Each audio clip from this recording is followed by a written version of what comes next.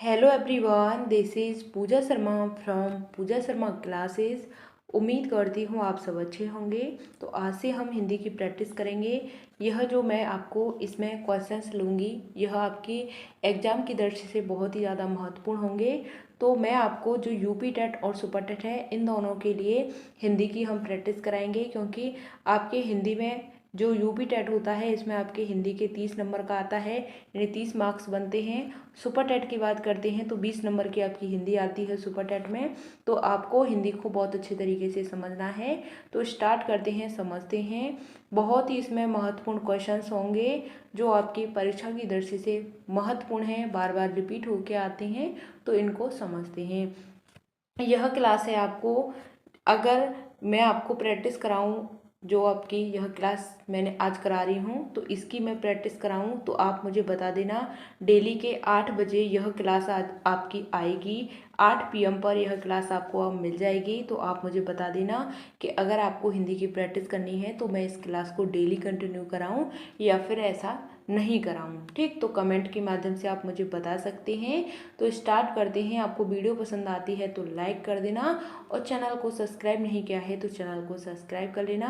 Question number 1 आता है आपका कि अधिकारी में उपसर्ग कौन सा है। तो आपको अधिकारी में उपसर्ग बताना है। तो अ है, अधे है, री है या फिर ई है। तो थोड़ा सा समझ लेते हैं जो आपका उपसर्ग होता है क्या होता है। तो उपसर्ग की बात करते हैं तो यह शब्द के कहाँ पे लगता है, शब्द के आगे लगता है, शब्द के आगे लगता है, शब्द के आगे लगता है, तो वह आपका क्या हो जाता है, उपसर्ग हो जाता है। तो अधिकारी में आपको बताना है कौन सा उपसर्ग होता है। तो अ होता है, अधे होता है, री होता है या फिर ई होता है। तो अधिकारी में आपका उपसर्ग हो जाता है अधे। क्या हो जाता है, जो शब्द के आगे लगता है उपसर्ग होता है, तो अधे आपका क्या हो जाता है, उपसर्ग हो जाता है। क्वेश्चन नंबर आपका 2 आता है कि निम्नलिखित में से किस शब्द में नी प्रत्यय नहीं लगा है। तो आपको बताना है कि कौन से शब्द में क्या नहीं लगा है, नी प्रत्यय नहीं लगा है। तो शेरनी होता है, मोरनी होता है, नौकरानी होता है या फिर कुटनी होता है। तो आपको इसका आंसर बताना है कौन से शब्द में नी नहीं लगा है।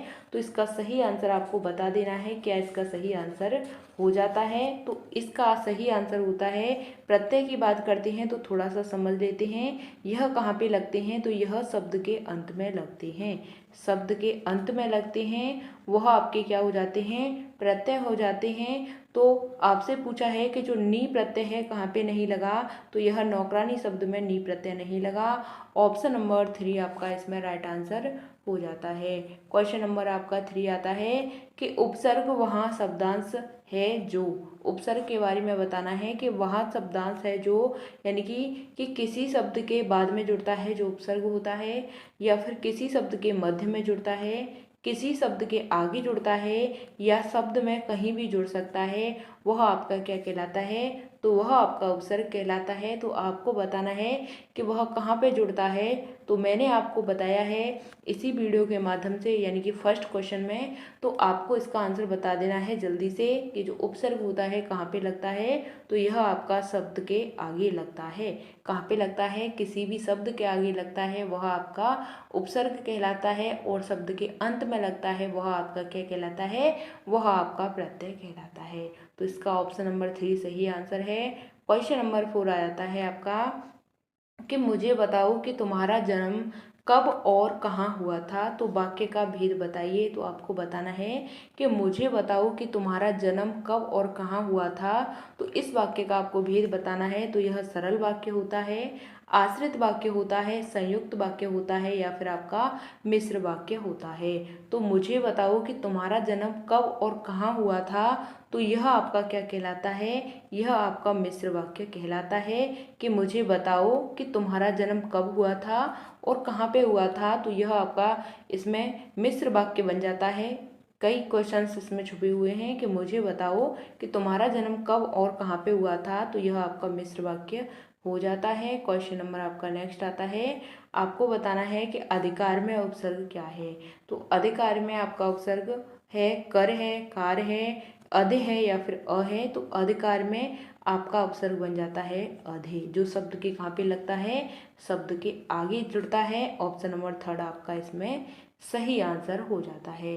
क्वेश्चन नंबर आपका नेक्स्ट आता है कि आपका बताइए, यानी कि भविष्य उज्जवल हो, आपका भविष्य उज्जवल हो तो अर्थ की दृष्टि से वाक्य का भेद आपको बताना है। तो यह प्रश्नवाचक होता है, निषेधवाचक होता है, इच्छावाचक होता है या फिर आपका आज्ञावाचक होता है। तो आपको बताना है कि आपका जो भविष्य है क्या हो, उज्जवल हो। ऐसी हम क्या करते हैं, ऐसी हम इच्छा करते हैं। तो यह आपका क्या हो जाता है, इच्छावाचक हो जाता है। आपका भविष्य उज्जवल हो तो ऐसी हम क्या करते हैं, इच्छा करते हैं। तो यह आपका क्या कहलाता है, इच्छावाचक कहलाता है। यहाँ तक बात क्लियर, समझ में आ रहे होंगे आपको क्वेश्चंस। क्वेश्चन नंबर आपका 7 आता है कि प्रयोग के आधार पर शब्द कितने प्रकार के होते हैं। तो आपको बताना है कि प्रयोग के आधार पर शब्द कितने प्रकार के होते हैं। 2 प्रकार के होते हैं, 4 के होते हैं, 6 के होते हैं या फिर 8 के होते हैं।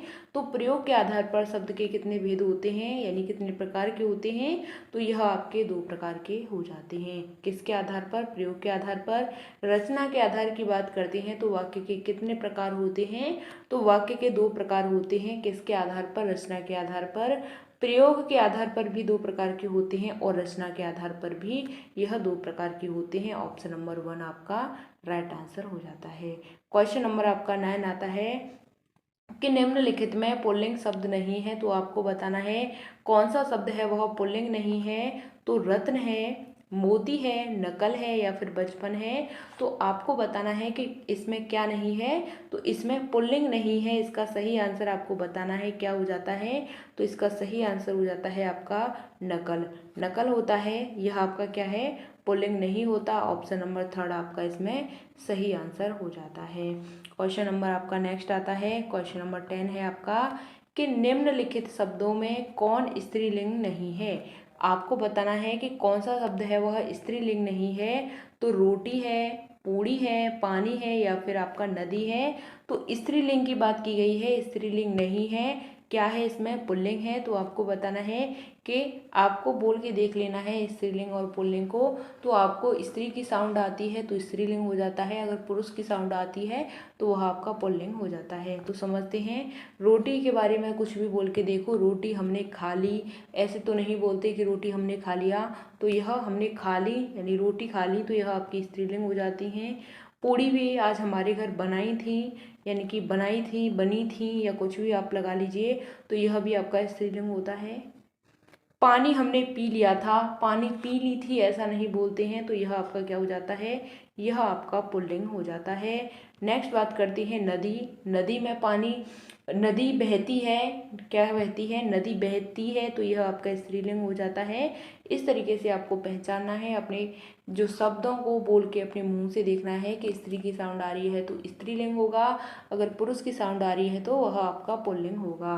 तो आपको इसमें पूछा था कि जो स्त्रीलिंग शब्द नहीं है। तो ऑप्शन नंबर 3 आपका सही आंसर है कि मैंने पानी पी लिया था या मैंने पानी पी लिया है। तो यह आपका पुल्लिंग बन जाता है, यही आपका सही आंसर कहलाता है। क्वेश्चन नंबर आपका 11 आता है कि कारक के भेद बताओ। हिंदी में कारक के भेद कितने होते हैं।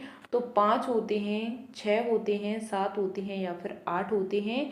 तो आपको इसका सही आंसर बताना है कि कारक के भेद कितने होते हैं। तो कारक के 8 भेद होते हैं। आप सभी को पता है कि जो हिंदी में कारक होते हैं, हिंदी में क्या होते हैं, कारक होते हैं, यह कितने प्रकार के होते हैं, 8 प्रकार के। संस्कृत की बात करते हैं तो संस्कृत में जो कारक होते हैं कितने प्रकार के होते हैं, यह आपके 6 प्रकार के कारक हो जाते हैं। तो आपको ध्यान में रखना है कारकों के बारे में, अगर कौन से वाले पार्ट में पूछा है, हिंदी के पूछा है तो यह आपके 8 प्रकार के हो जाते हैं, संस्कृत में पूछा है तो 6 प्रकार के आपके कारक कहलाते हैं। तो आपको बहुत अच्छी तरीके से ध्यान में रखना है कि हिंदी में कारक होते हैं आपके 8 और संस्कृत की बात करते हैं तो संस्कृत में आपके होते हैं 6 प्रकार के। क्वेश्चन नंबर आपका नेक्स्ट आ जाता है कि पेड़ पर पक्षी बैठे हैं। इस वाक्य में पेड़ पर पद में कौन सा कारक है। तो इसका आंसर आपको बताना है कि पेड़ पर पक्षी बैठे हैं। तो इस वाक्य में पेड़ पर पद में कौन सा कारक है, करण कारक है, अपादान कारक है, संबंध कारक है या फिर अधिकरण कारक है।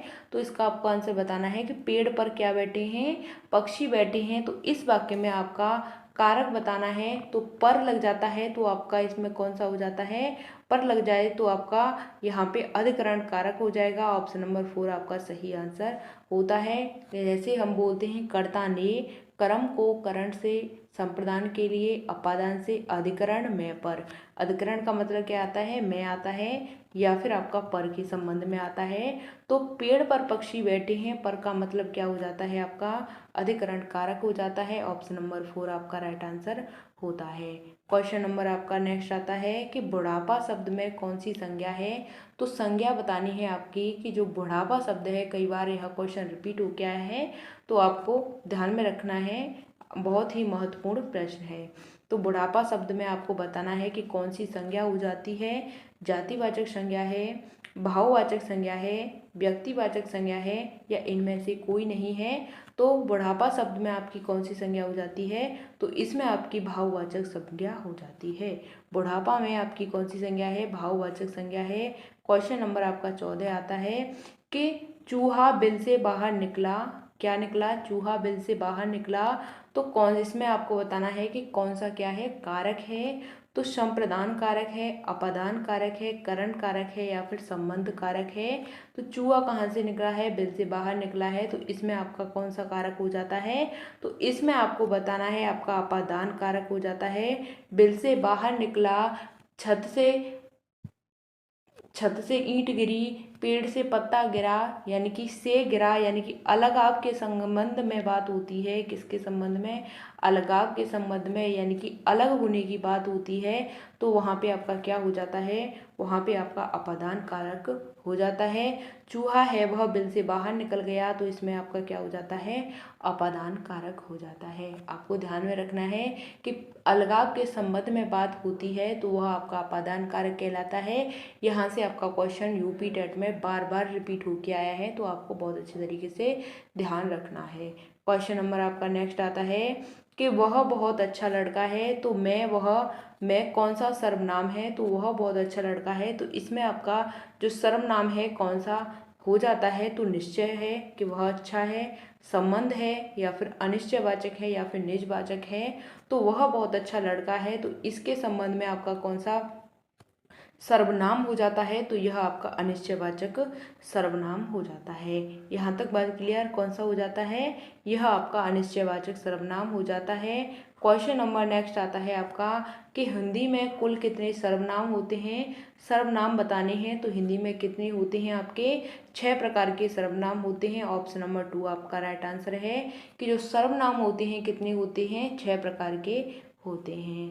क्वेश्चन नंबर आपका 17 आता है कि आप भला तो जग भला वाक्य में रेखांकित शब्द कौन सा सर्वनाम है। तो आपको बताना है कि आप भला तो जग भला, इसमें कौन सा क्या है, सर्वनाम है। तो पुरुषवाचक है या फिर निजवाचक है, प्रश्नवाचक है या फिर आपका संबंधवाचक सर्वनाम है। तो आप भला तो जग भला में आपका हो जाता है निजवाचक। आप भला तो जग भला, इसमें निजवाचक हो जाता है। जहाँ पे भी आपको आप दिख जाए तो यह आपका निज के संबंध में आता है, यही आपका क्या कहलाता है, निजवाचक सर्वनाम कहलाता है। क्वेश्चन नंबर आपका 18 आता है कि प्रतिदिन किस प्रकार का क्रिया विशेषण है। तो आपको बताना है कि जो प्रतिदिन है यह किस प्रकार का क्रिया विशेषण हो जाता है। तो रीतिवाचक होता है, प्रमाणवाचक होता है, स्थानवाचक होता है या फिर कालवाचक होता है। तो जो प्रतिदिन होता है यह किस प्रकार का क्रिया विशेषण होता है, तो प्रतिदिन का मतलब होता है एवरीडे, यानी कि यह आपका कालवाचक होता है। क्या होता है, कालवाचक विशेषण कहलाता है आपका जो प्रतिदिन है। क्वेश्चन नंबर आपका 19 आता है कि राम की गाय बहुत काली है। तो वाक्य में काली शब्द बताना है कि राम की गाय है कैसी है, काली है। तो काली के बारे में बताना है कि काली है क्या, यह है, यानी कि यह काली शब्द है, यह कैसा शब्द है, तो यह सर्वनाम शब्द है, क्रिया है, विशेषण है या फिर प्रविशेषण है। तो काली के बारे में आपको बताना है। तो काली आपकी क्या हो जाती है, काली आपकी विशेषण हो जाती है, एडजेक्टिव हो जाती है। ऑप्शन नंबर 3 आपका सही आंसर हो जाता है कि राम की गाय काली है। काली का मतलब उसकी क्या बता रहे हैं, विशेषता बता रहे हैं, विशेषण आपका कहलाता है। क्वेश्चन नंबर आपका 20 आता है कि राम धीरे धीरे पढ़ता है। तो धीरे धीरे शब्द क्या है आपको बताना है। कई बार पूछा जा चुका है कि राम कैसे पढ़ रहा है, धीरे धीरे पढ़ रहा है। तो इसमें धीरे धीरे शब्द क्या होता है, योजक होता है। क्रिया विशेषण होता है, विशेषण होता है, या फिर आपका क्रिया विशेषण कहलाता है। यानी कि क्या कहलाता है? क्रिया विशेषण। यहाँ पे आप कर लीजिए प्रविशेषण, प्रविशेषण। ठीक है, आपको बताना है कि क्या कहलाता है। यह जो धीरे धीरे है तो योजक कहलाता है, प्रविशेषण कहलाता है, विशेषण या फिर क्रिया विशेषण। तो धीरे धीरे का मतलब हो जाता है आपका क्रिया विशेषण। क्या हो जाता है? क्रिया विशेषण आपका धीरे धीरे का शब्द, यानी कि यह शब्द कहलाता है। ऑप्शन नंबर 4 आपका राइट आंसर हो जाता है। क्वेश्चन नंबर आपका 21 आ जाता है कि मुझसे खाया नहीं जाता। कई बार क्वेश्चन बना है कि मुझसे खाया नहीं जाता, मुझसे पिया नहीं जाता, मुझसे चला नहीं जाता। तो इस वाक्य की पहचान कीजिए। तो यह जो वाक्य है यह कैसा वाक्य है? तो आपको इसका आंसर बताना है कि मुझसे खाया नहीं जाता, इसमें कृतवाच्य है, कर्मवाच्य है, भाववाच्य है, या इनमें से कोई नहीं है। तो नहीं आ जाए वहाँ पे आपका क्या हो जाता है? भाववाच्य हो जाता है। जहाँ पर भी आपको यानी क्वेश्चन में आपसे दे दिया जाए कि मुझसे खाया नहीं जाता, तो इसमें आपका भाववाच्य होगा, नहीं के संबंध में आ जाता है तो हमेशा आपका क्या होता है? हमेशा आपका भाववाच्य होता है। आपको बहुत अच्छे तरीके से ध्यान में रखना है। यह क्वेश्चन आपका रिपीट होके आता है, हर बार रिपीट होके आता है। तो आपको ध्यान में रखना है कि मुझसे खाया नहीं जाता, तो नहीं का मतलब हो जाता है आपका भाववाच्य। क्वेश्चन नंबर आपका 22 आ जाता है कि उच्छिष्ट का शुद्ध संधि विच्छेद क्या होगा? तो आपको इसका संधि विच्छेद बताना है। क्या हो जाता है? तो उत धन शिष्ट होता है। क्या होता है? उत धन शिष्ट होता है, उत धन शिष्ट हो जाता है, या फिर उत धन शिष्ट होता है, या उधन उच्छिष्ट होता है। तो आपको बताना है कि जो आपका उच्छिष्ट होता है इसमें कौन सा शुद्ध संधि विच्छेद होता है? तो इसका आंसर होता है आपका ऑप्शन नंबर, इसमें आपका ऑप्शन नंबर आपका 2 सही हो जाता है। ऑप्शन नंबर 2 सही हो जाता है, यह आपका गलत होता है। तो इसमें आपका सही आंसर है ऑप्शन नंबर 2 कि उत धन शिष्ट। यह किसका संधि विच्छेद हो जाता है? तो उच्छिष्ट का संधि विच्छेद हो जाता है, उच्छिष्ट का संधि विच्छेद हो जाता है। तो यही आपका क्या हो जाता है? राइट आंसर हो जाता है। ऑप्शन नंबर 2 आपका सही आंसर है। बाकी आपके यह गलत हो जाते हैं, तो यह आपका सही होता है। क्वेश्चन नंबर आपका 23 आता है कि सदैव में आपको बतानी है कि कौन सी संधि है। तो इसमें वृद्धि संधि होती है, इसमें आपकी यण संधि होती है, इसमें व्यंजन संधि होती है, या फिर आपकी गुण संधि होती है। तो सदैव में आपको बताना है कि कौन सी संधि होती है, इसका आपको सही आंसर बताना है। तो इसमें हमेशा आपकी वृद्धि संधि होती है। जहाँ पर भी आपको दो मात्राओं से संबंधित दिख जाए वहाँ पे आपकी क्या होगी? हमेशा वृद्धि संधि होगी। क्या होगी? वृद्धि वृद्धि संधि होगी। आपको ध्यान में रखना है कि क्या होगी? आपकी वृद्धि संधि होगी। जहाँ पे भी आपको दो मात्राएं दिख जाए, जहाँ पे आपको एक मात्रा दिख जाए वहाँ पे आपकी क्या होगी? वहाँ पे आपकी गुण संधि होगी। वहाँ पे आपकी क्या होगी? गुण संधि होगी। दो मात्राएं दिख जाए आपकी वृद्धि संधि होगी। सदैव में आपकी क्या है? वृद्धि संधि है। क्वेश्चन नंबर आपका नेक्स्ट आता है कि तल्लीन शब्द का संधि विच्छेद बताना है कि क्या संधि विच्छेद होगा। तो तब धन लीन होता है, तत धन लीन होता है, तल धन लीन होता है, तत धन लीन होता है। तो तल्लीन शब्द का संधि विच्छेद क्या होगा? इसका सही आंसर होता है ऑप्शन नंबर 4 आपका राइट आंसर है कि तत धन लीन होता है।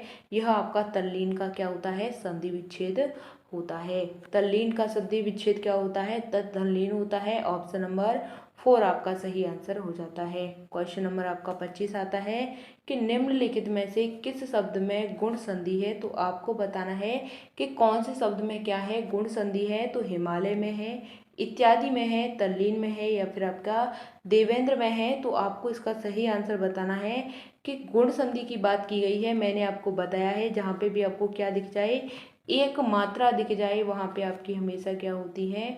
वहाँ पे आपकी हमेशा गुण संधि होती है। तो आपको ध्यान रखना है, गुण संधि में आपकी एक मात्रा आती है। तो कहाँ पे दे रखा है? हिमालय में नहीं दे रखा, इत्यादि में नहीं है, तल्लीन में नहीं है, देवेंद्र में है। तो ऑप्शन नंबर 4 आपका राइट आंसर हो जाता है कि देवेंद्र में आपकी क्या है? इसमें आपकी गुण संधि हो जाती है। देवेंद्र में आपकी गुण संधि है। ऑप्शन नंबर 4 आपका सही आंसर हो जाता है। क्वेश्चन नंबर आपका 26 आता है कि उदय शब्द का विलोम शब्द आपको बताना है कि उदय शब्द का क्या होता है? विलोम शब्द क्या होता है? तो लाल होता है, भाषित होता है, बलिष्ठ होता है या फिर अष्ट होता है, तो इसका सही आंसर क्या हो जाता है कि जो उदय शब्द है इसका संधि विच्छेद हो जाता है अस्त, सॉरी विलोम शब्द हो जाता है इसका अस्त। यानी कि उदय का मतलब होता है कि उगना, उदय का मतलब क्या होता है उगना, और अस्त का मतलब होता है, अस्त का मतलब क्या हो जाता है डूबना, क्या हो जाता है डूबना। तो इसका सही आंसर क्या हो जाता है उदय का विलोम होता है आपका अस्त। विलोम के बारे में बात करते हैं तो क्या होता है विलोम का मतलब होता है उल्टा या फिर आपका विपरीत होता है, क्या होता है उल्टा या विपरीत होता है, यह आपका विलोम शब्द कहलाता है। क्वेश्चन नंबर आपका 27 आ जाता है कि प्रसारण शब्द का विलोम शब्द बताना है कि प्रसारण में आपका विलोम शब्द क्या होगा, तो प्रतिपादन होगा, आरक्षण होगा, आकुंचन होगा या संदर्शन होगा। तो प्रसारण शब्द का विलोम शब्द आपको बताना है क्या हो जाता है, तो इसका सही आंसर क्या होता है प्रतिपादन होता है, आरक्षण होता है, आकुंचन होता है या फिर संदर्शन होता है। तो इसका सही आंसर हो जाता है ऑप्शन नंबर 3 आपका सही आंसर है कि जो प्रसारण शब्द है इसका इसका सही आंसर क्या होता है आकुंचन होता है। ऑप्शन नंबर 3 आपका बिल्कुल सही आंसर हो जाता है। क्वेश्चन नंबर आपका नेक्स्ट आता है कि निरामिष का विलोम शब्द आपको बताना है, कठिन होता है, सामिस होता है, अस्त होता है या फिर अंत होता है। कि जो निरामिष होता है इसका विलोम शब्द हमेशा आपको ध्यान रखना है क्या होता है, कई बार यह पूछा जा चुका है।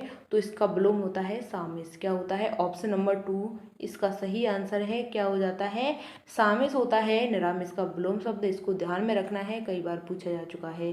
क्वेश्चन नंबर नेक्स्ट आता है आपका कि आवेशित शब्द का विलोम बताना है। तो अनावेशित हो जाता है, अनावृष्टि हो जाता है, अनावृत होता है या फिर अनाश्रित होता है। तो अनावेशित शब्द होता है इसका सही आंसर बताना है कि इसका विलोम क्या हो जाता है, तो अनावेशित हो जाता है, क्या होता है अनावेशित होता है। ऑप्शन नंबर इसका सही आंसर होता है। क्वेश्चन नंबर आपका नेक्स्ट आता है, आपको बताना है इसमें कि जो सूर्य का पर्यायवाची होता है क्या होता है, सूर्य का आपको पर्यायवाची बताना है। तो भास्वर होता है, मार्तंड होता है, प्रकाश होता है या फिर तेज होता है। तो सूर्य का जो पर्यायवाची होता है आपको ध्यान में रखना है कि यहाँ पे भास्वर दे रखा है, भास्कर नहीं है, तो ध्यान में रखना है यह आपका गलत होता है। प्रकाश गलत होता है, तेज गलत होता है। ऑप्शन नंबर 2 आपका सही आंसर होता है, मार्तंड होता है। सूर्य का पर्यायवाची क्या होता है, मार्तंड होता है। Option number 2 is the right answer. यहाँ तक बात क्लियर, मैंने आपको 30 क्वेश्चंस करा दिए हैं। तो अगर आपको वीडियो पसंद आती है तो वीडियो को लाइक कर देना, और चैनल को सब्सक्राइब नहीं किया है तो चैनल को सब्सक्राइब कर लेना। इसी तरीके से हिंदी की मैं आपको प्रैक्टिस कराऊं तो आप मुझे बता सकते हैं। मैं इस क्लास को डेली के 8 PM पर इस क्लास को डेली चलाऊंगी। तो आप मुझे कमेंट के माध्यम से बता देना कि क्या यह क्लास आपको डेली चाहिए प्रैक्टिस करने के लिए, क्योंकि सुपर टेट में आपके किसमें सुपर टेट में आपका जो यह होता है, जो हिंदी होती है आपकी 20 नंबर की आती है। अगर हम बात करते हैं यूपी टेट की, तो यूपी टेट में भी आपकी हिंदी है, यह आपकी 30 नंबर की आती है। तो इन नंबरों पर आपको फोकस करना है, अच्छे से आपको हिंदी की तैयारी को बेहतर बना लेना है। तो फिर बता देना जैसा भी हो कमेंट बॉक्स के माध्यम से। अगर कोई भी डाउट होता है तो कमेंट के माध्यम से आप पूछ सकते हैं। तो मिलते हैं आपको आगे की नेक्स्ट वीडियो में, तब तक के लिए थैंक्स फॉर वॉचिंग। जय हिंद, वंदे मातरम।